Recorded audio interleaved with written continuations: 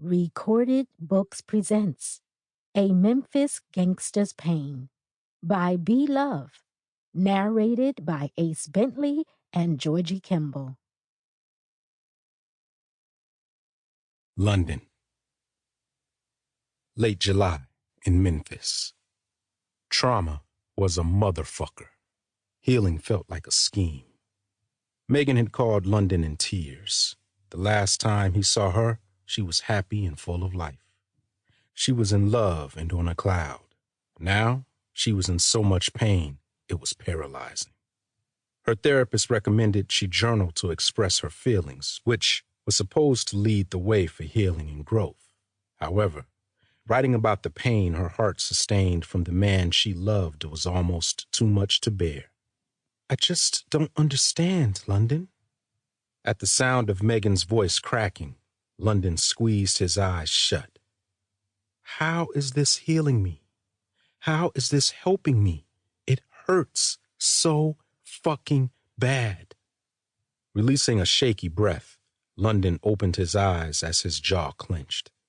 There were a lot of things London could protect his sister from, but unfortunately, heartbreak wasn't on that list. It didn't matter the reputation he had in the South. With her being miles away, her man didn't take London's threats seriously. It also didn't help that London had been behind bars for so long.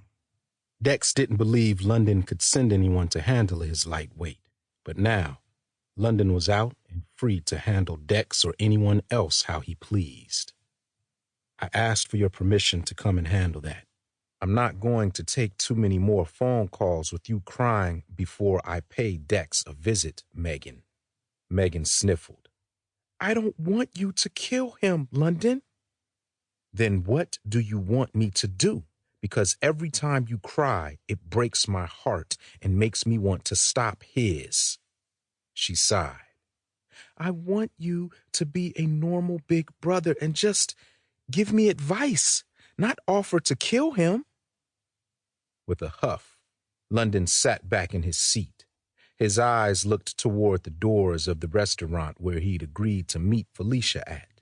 Apparently, she'd met with her lawyer and wanted to talk to London. His plan was to wait until he and Lay moved back to Memphis to file his lawsuit against the state and seek to have his rights returned for Landon. But the more he thought about Felicia's betrayal, the more difficult it was for him to wait. Every day that passed was yet another day taken away from London to spend with his son, and it may have been selfish, but knowing he was being taken care of by Felicia's husband didn't satisfy London in any way. Okay. London's head bobbed as he considered her request. You want my advice? Yes, Megan whined.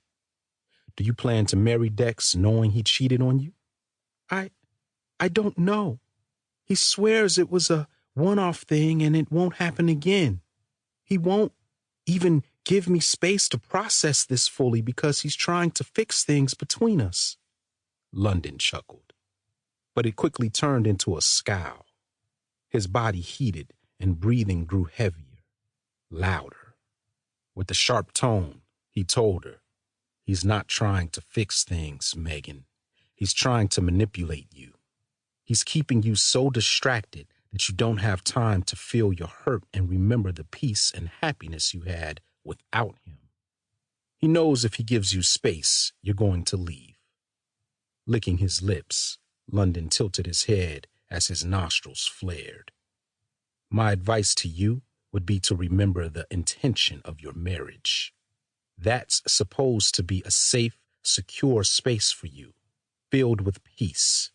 If you are not accepted and loved purely anywhere else by anyone else, you need to have that with your spouse. If you can honestly tell me you're getting that from Dex, work it out. If not, take this as your way out and God's way of keeping you from marrying him and making a horrible mistake. Well, things have been a bit off between us since he proposed.